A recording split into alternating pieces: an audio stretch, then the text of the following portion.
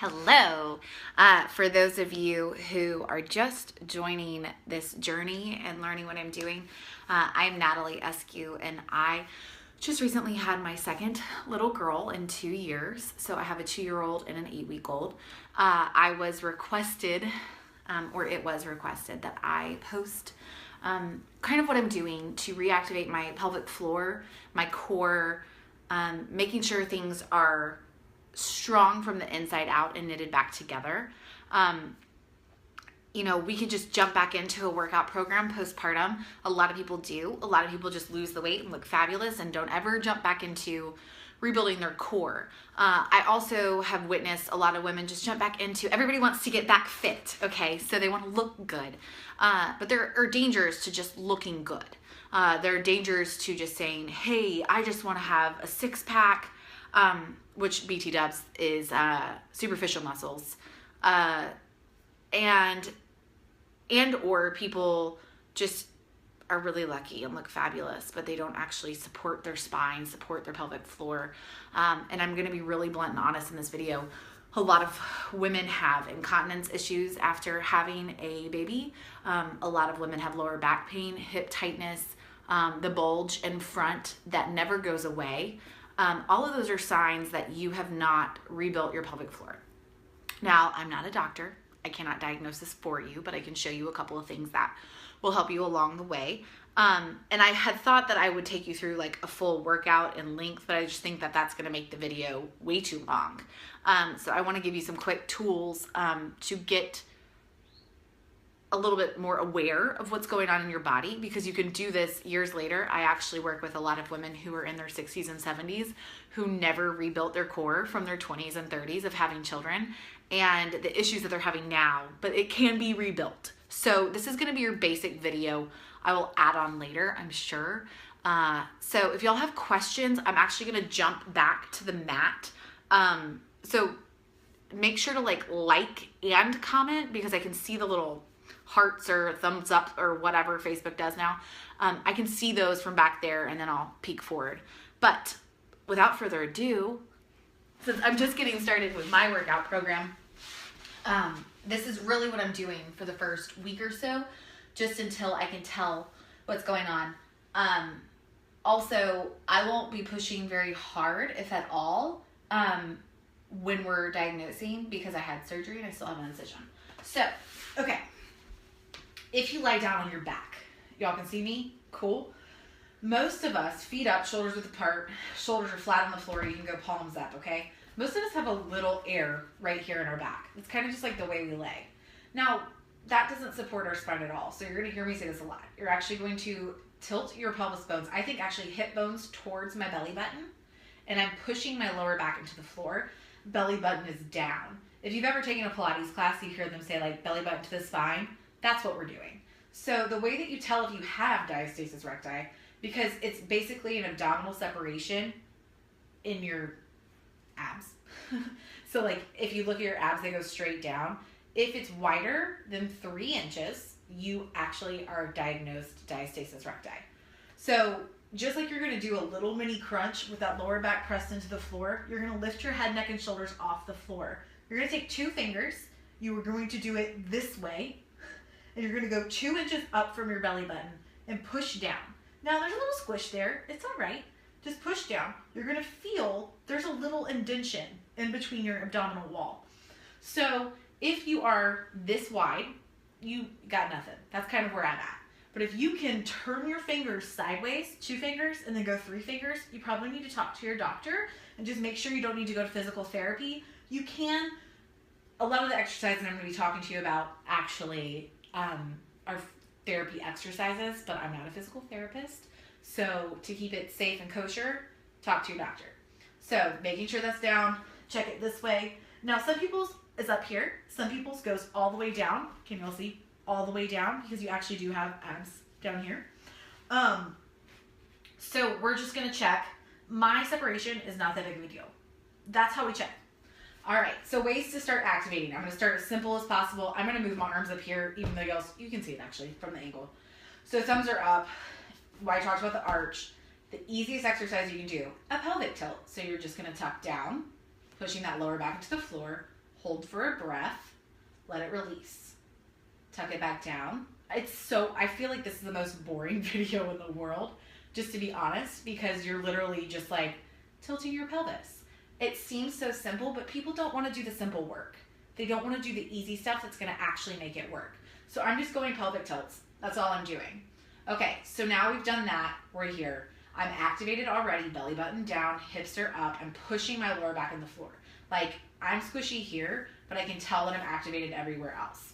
So now you can do an arm over your head. You'll be amazed at how much you want to arch your back. So keep it there. And then alternate sides. That causes you to activate more muscles across your core. Working together is easier. This is in general for workouts. Alternating is always harder for your core, which means you do more work. The legs are harder to do. Place your palms flat on the floor in a low V. You're going to march the leg up. You'll also notice that you might want to rock side to side. It's just because you don't have the strength there yet. Back down. Keeping that lower back pressed down. A lot of times you can get it here, but then once you go here, you want to arch your back. So check it out. So we're going to go up and down. I usually exhale, inhale on the way down. So you're just marching. Now there's a progression to this. If you want to get wild and crazy, when your left leg goes up, your right arm. Keep your right arm there, left leg down, right arm down. Left arm up, right leg down, left arm down. Just causes a little bit more activation diagonally, contralaterally if you want the appropriate term. I got fancy on you, didn't I? All right, so again, I'm relaxed. I'm tucking. Palms are down. I'm going to take an exhale. I'm going to lift up. It just looks like a basic crunch, but what you're really focusing on is pushing down, down, down, down, down, squeezing those muscles across each other. And you're just going to relax. So take a deep breath. Exhale, just hold. Think up, not forward. This is not a neck thing. And back down. So it's not just that you're working the abdominals here, it's that you're really focusing on bringing all of this together. I want to show you from this upright position. I'm actually going to show you from the side. So if you're just relaxed here, I did this a lot. They call it belly breathing or belly pumping when you're pregnant. Your transverse abdominis is the muscle group that works all the way around your core here that holds everything together. It's actually called the human girdle. So you kind of want that. So if you want to cinch in your waist, you should focus on breathing this way. A lot of Pilates, a lot of bar workouts focus on this. Yoga does it just sort of by proxy. But so you're relaxed. So I'm thinking about tucking my belly button back to my spine. So you see I just literally tilted and then thought about contracting all of this in. And it's not sucking in. It's not like, there's a big difference here. I know you can't see my head, but there's a big difference in this. That's sucking in and tucking and tightening. There's a whole, like you're pulling these muscles in. So I want you to concentrate on thinking about moving this in versus the relax. You see the difference, relaxed, and then I'm pulling everything in, not sucking in. Okay, so we're back to this position. Relaxed, tuck it, push down. Now you can take the leg out, straight, my heel is off the ground, and I'm gonna bring it back in. Now, I actually still have pretty good core activation, but you might find as soon as that leg goes out, your back wants to arch. And so that's where you really have to focus. Now, if your back just wants to arch here, you have two options. You can go back to this exercise, because when you go further away, it's harder for your body to, your core to stay strong. You also can, other than the marching, you can go up higher. That's going to, sorry, I had pop-ups. I wanted to make sure y'all were good. That's going to keep you able to have that pelvic tilt floor here, because you actually have muscles that line your pelvic floor. Pelvic floor muscles, got it? So you can go the march, you can go forward. You can also go backwards, keeping that push down as tight as you possibly can. Cool? So that's another option. Now, one of the things that happens when you have a baby, your spine, your curvature of your spine moves. I didn't realize I was going to be doing this video like laying down the whole time, so I hope y'all like it. So you really need to work on your lower back, which is your erector spinae. That's actually a core muscle. So it's the same thing. You're relaxed, you're tucking down. You've seen this before. They do it on a lot of bar videos, but lifting up. Now the trick here is not to lift up. Most people let their back arch and then they lift through just their butt and they actually compress their lower spine. That doesn't feel good long term. It's also not working the muscles that we want to. So tilt, lift, down. And so the way I like to remember this, and all of my bar girls know this, I think about planting my lower rib cage on the floor, my lower back. Notice that my butt is not touching because I'm pushing so hard down with my belly button. And I also have my toes up, which means I'm driving through my heels, which is more glute work, which is always good. Girls never hate me for that. So you can do 20 of these, 20 of the others, 20 of the others. You can do 3 sets of everything. You'll notice that you will fatigue. Like these, for instance, 20 is my max. And that makes me sad because I used to be able to do it for like minutes and minutes. If your lower back hurts, tucking into your chest is always a good release. Again, this is very Pilates-esque. Also, another progression move to check in with your core from this position that I've been doing lately, making sure that I'm pushing down already so I'm activated. Do y'all see that? Like, so I'm pulling my knees into my chest, but then when I tuck my core, it actually pushes my booty up a little bit and actually tightens this up. And so I'm gonna go out to 90 degrees, stacking my knees over my hips without arching my back. And so that's really, really tough. Like, postpartum, this is crazy hard. I should say it's just hard in general if you haven't been working your core this way, because I don't want anybody who is not postpartum to feel terrible. So go out, hold for a second, squeeze, squeeze, squeeze, squeeze. You'll feel it. You'll start to want to pop off and then bring it back in. Reset. There's a lot of resetting on these. Okay? Another thing that you can do for your pelvic floor, I'm going to show you again from the side. This works your quads, hip flexors, and pelvic floor. So you've seen this probably before in some of my videos, but you might not have known why. Foot here. If you need to, you can squeeze that leg as tight as possible. You're going to flex this foot. The toe is straight up and down. See it? Straight up and down. Sit up nice and tall. You're going to lift that foot, hold it for a second, and back down. This is the exercise that every time I teach it in a class, like people can't get their legs up and they're like, oh, what is happening? It's because we don't have the strength in our hip flexors, and we also don't have the strength in our quads and our pelvic floor. We just don't do this stuff. So this is really workouts that anybody can do. I do this with my male clients as well. So I'm gonna show you this way. Progression, arms are up, sitting nice and tall, lift up and down. Up, hold, and down. So that looks like this. Cool. So you're using, like, you'll feel it. Your core is active and strong here, but you're actually working the muscles more underneath everything, which is awesome. There is a progression to that as well. You can go arms out, up, out, toes stays up, back in and down. So up, out, back, and down. If you've never done this before, I would say 10 is probably your max. Work up to 20. It's super, super challenging. Okay, I'm flipping over. Y'all are getting like so many exercises super quick, so I hope this is helpful. Save the video. You know, on the top right, the 3 dots, you can save it and refer to it later, so you can do it when you're actually working out, because I know that most of you are probably not live working out with me right now. So hands or shoulders width apart, hands and knees. We like to kind of do this, right? We're going to tuck the pelvis, draw the belly button up. We're going to take the right leg directly behind us, try to keep the weight even between our arms. Some of us, this is all we're going to be able to do. We're trying to keep our hips square to the floor. We're not rocking side to side. We're not putting weight here, here, here. Keep drawing the belly button up and back down. So this is what it looks like on the left. If you'd like to progress, you can take the opposite arm straight out, think long.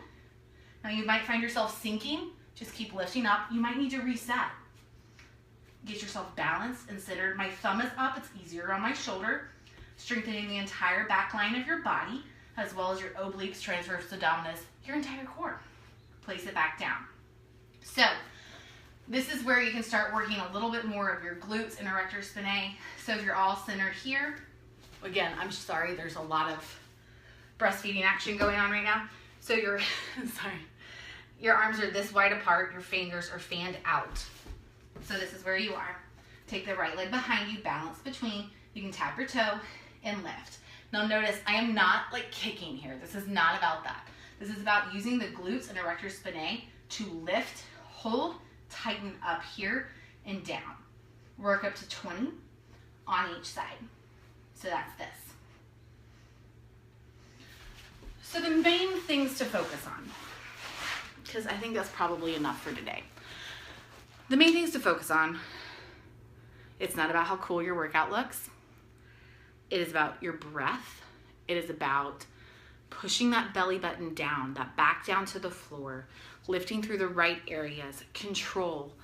I did this twice last week after I was cleared for very light workouts, and I was sore just because I'm focusing on the correct muscles. Now, I'm not saying don't jump in to other workouts. This is a great thing. Like, I have a lot of girls who postpartum do PIO, or they've jumped into other programs. These programs are fabulous, but like if they're doing like oblique twists and crunches and roll-ups that you cannot do, this is great stuff to just throw in, protect yourself, get stronger. You will get stronger. If you've made it through to the end of this video with me, I just want to tell you, you're gonna get stronger. It's gonna come back. You can do this. It may be hard, it may be frustrating. You might not look like you. I sure don't look like me right now. But here's the thing. You're showing up. You're working hard to take care of your body, and you're working hard to take care of your children. And that is all you can do. And the most important thing is that we can pick up and be around and love our kids and our family and serve them well. And this is just stuff that's going to support you and help you along the way. So I know you just want to jump in. I know you just want to go wild and crazy with your workouts. I totally feel you. But that's not going to benefit you if you don't have the support system along your spine that is going to help you long term. And I don't want you to get injured and miss out of more of your workouts, more of your goals, more of your plans, and more of your life and your family. So take your time. Do it right. It's worth it. I promise you. I'm talking to moms right now who are 2 years postpartum and they never fixed it. So do it now when you don't have to. Worry about it really, because it's so much better to be where you want to be in a year than having to go backwards again. So you are backwards, but you will get strong. It's so frustrating. It's so hard to do those first workouts. The first month is like brutal, but your body takes 4 to 6 weeks to change. It will change, and then you can change your program and you'll be stronger and you will be able to do this better. So I love you. Feel free to send messages. If you have questions, if you need me to go over something more specifically, I really, really, really want to help you. And y'all, this is like, I'm a personal trainer. I teach classes. This is my job, but I'm doing this because I want to help you. So use me, utilize this. Thanks for joining.